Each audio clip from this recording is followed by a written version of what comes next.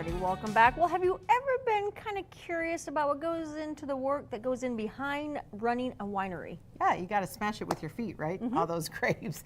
Well, Miletta Vista Winery recently hosted their first Pick Me, Squeeze Me event. I'm not kidding you. And Brian Gnuse joins us now with another segment of Guide to the Good Life. So did you smush them? I did not smush any grapes with my feet. They have a little more sophisticated than that these days. But this was a fun story to cover for sure.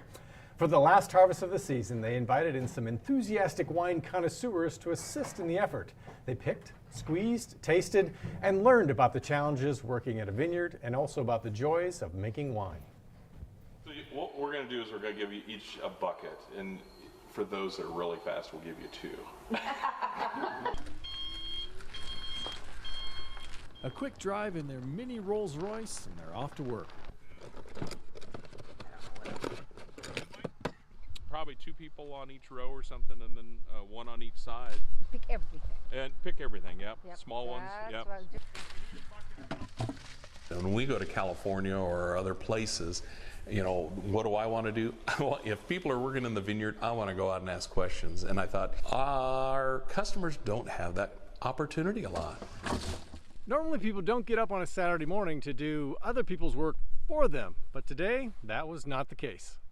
Yeah, that is a bit crazy, isn't it? And it wouldn't be as crazy except that it's raining out there and it's cold. And so really to think that I paid money to stand outside in the rain and the cold and make my hands numb doesn't make me sound very bright, does it?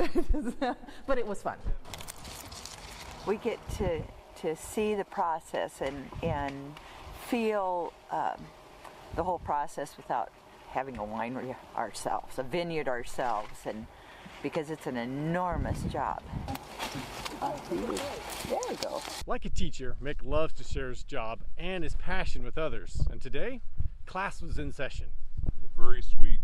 Oh my, it's so little. Several of the people that are on this crew have grapes at home. So it's not their first experience, but they're sitting here saying, well, why is this going on with my grapes? And what do you do to counteract that? Well, his enthusiasm for what he is doing here and talking about his experiences over the years and growing grapes and all those enthusiastic thoughts and ideas that he's given us, it's just really been fun for us to listen to. The tools and the equipment and an explanation of really not only the difficulties, but kind of the experimenting side of it, you know, where it's not all science. I mean, some of it's just luck.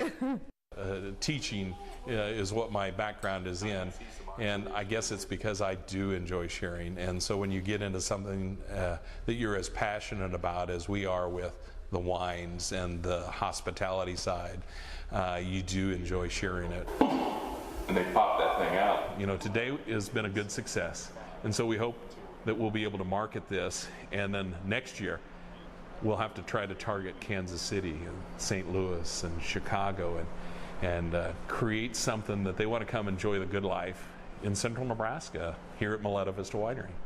Since this was the last harvest of the season, you missed out on this hands-on opportunity. But stop by during business hours sometime. Mick always has time for another student. Brian Gnuse, NTV's Good Life, near St. Paul. The wine connoisseurs, they didn't work all day. They also had some more wine tastings and were treated to a delicious gourmet lunch and some other snacks. And so if you're interested in one of the regular tours next summer, stop by.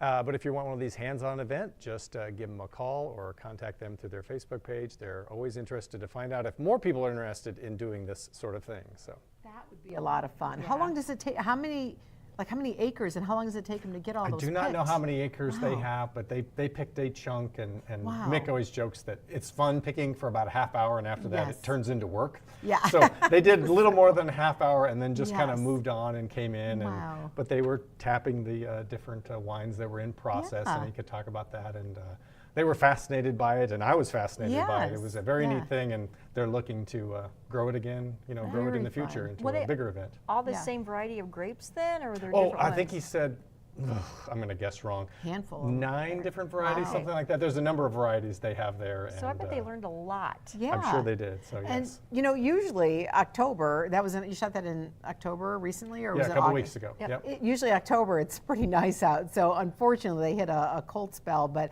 that would be a lot of fun to do. So yeah, Mick, sign me up. I would. Ronnie and I will come and do that next Sure, year. why not? Yeah, pick some grapes and clip away. The cold did not distill the fun. They had a good time. So. Bump. Little play on words there. All right. Love it. Great Thank you, story. Brian. Thank you, Brian, and we'll be right back.